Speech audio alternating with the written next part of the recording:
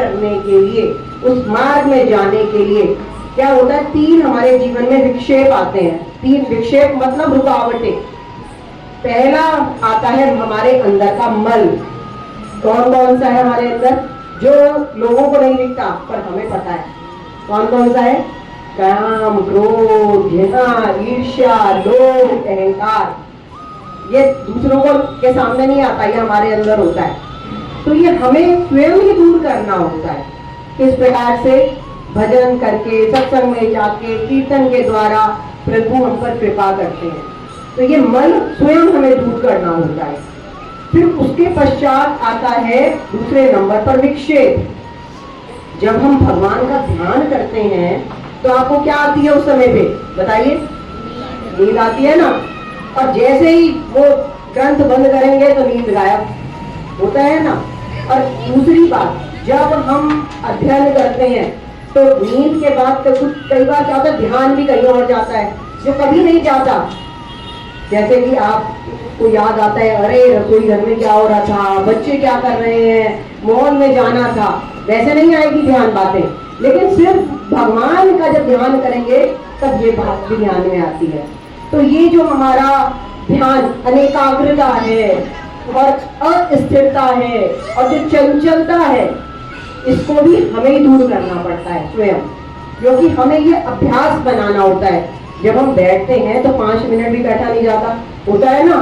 कभी एक अपना पैर उठा रहे हैं, कभी दूसरा पैर उठा रहे हैं, क्योंकि आदत ही नहीं है बैठने की, होता है ना ये बात। तो ये हमें ही अपने आप दूर करनी होती है आदतें। इसमें आपकी कोई मदद नहीं करेगा। पहला है मल और दूसरा है विक्षेप। इन दोनों को, जीव को, साधक को अपने प्रयत्न से दूर करना है। लेकिन तीसरा इसमें प्रभु से मिलन में जो रुकावट आ रही है वो है आवरण। तो आवरण क्या है? आवरण का मतलब होता है ये माया का पर्दा, जो इस संसार में हमें सब कुछ सत्य नजर आ रहा है जबकि ये क्षणभंगुर है। तो ये आवरण साधक में, जीव में इतनी क्षमता नहीं है कि उस माया के पर्दे को हटा पाए। तो साक्षात परम पिता परमेश्वर ही आते हैं और उस पर्दे को हटाते हैं। लेकिन कब हटाएंगे? जब आपके अंदर मल और विक्षेप समाप्त हो गया होता है। तो गोपियों का भी जब भगवान ने आवरण भंग किया है तो वो क्या है? वो वही आवरण भंग है, माया का जो पर्दा था उसको हटा दिया।